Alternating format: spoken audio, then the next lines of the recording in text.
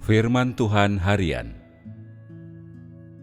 Setiap tahap pekerjaan Roh Kudus secara bersamaan membutuhkan kesaksian manusia.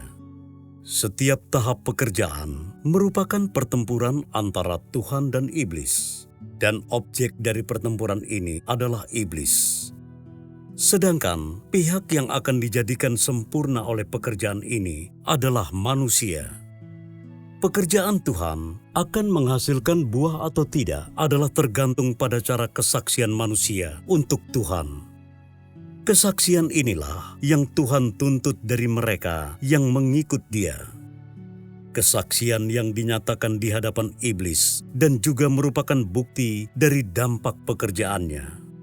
Seluruh pengelolaan Tuhan dibagi menjadi 3 tahap, dan di masing-masing tahap ada persyaratan yang tepat yang ditetapkan bagi manusia.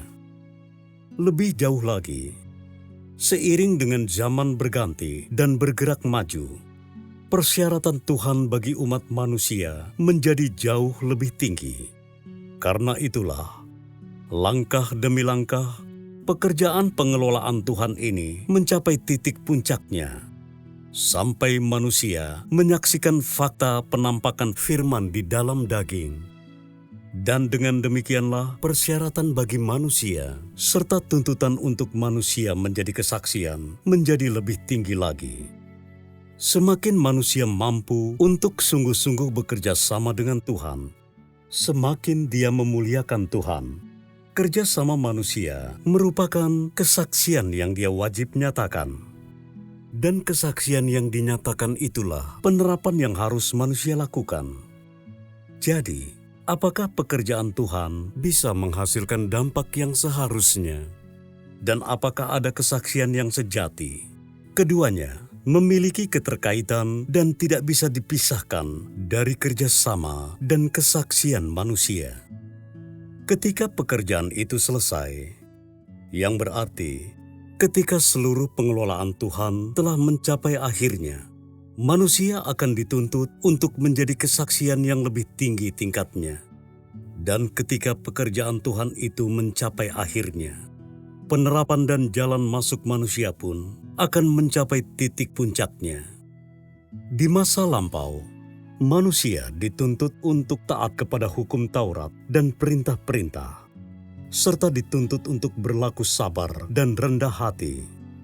Pada zaman sekarang, manusia dituntut untuk menaati seluruh rancangan Tuhan dan memiliki kasih yang tertinggi kepada Tuhan, serta pada akhirnya dituntut untuk tetap mengasihi Tuhan di tengah-tengah segala kesengsaraan. Ketiga tahap ini adalah persyaratan yang Tuhan tetapkan bagi manusia, langkah demi langkah, di sepanjang seluruh pengelolaannya. Setiap tahap pekerjaan Tuhan lebih dalam daripada tahap yang sebelumnya.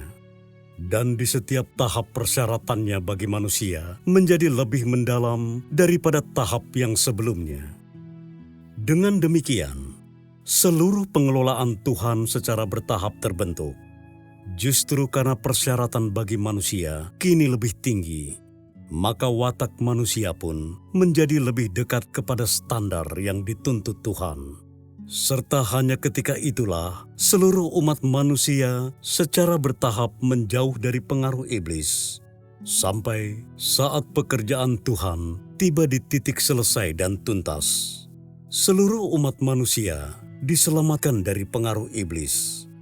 Ketika saat itu tiba, pekerjaan Tuhan akan mencapai titik akhir, dan kerjasama manusia dengan Tuhan demi mencapai perubahan dalam wataknya tidak akan ada lagi.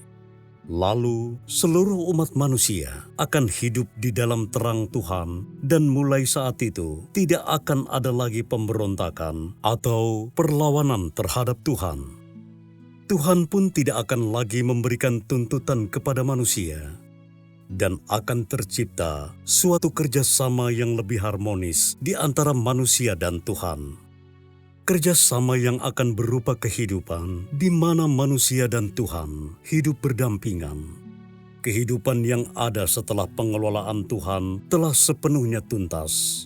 Dan setelah manusia sepenuhnya diselamatkan oleh Tuhan dari cengkraman iblis, mereka yang tidak bisa mengikuti jejak langkah Tuhan dengan saksama tidak akan mampu mencapai kehidupan seperti ini.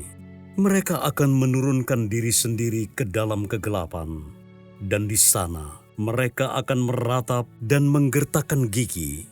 Mereka ini adalah orang-orang yang percaya kepada Tuhan tetapi tidak mengikut Dia, yang percaya kepada Tuhan tetapi tidak menaati seluruh pekerjaannya.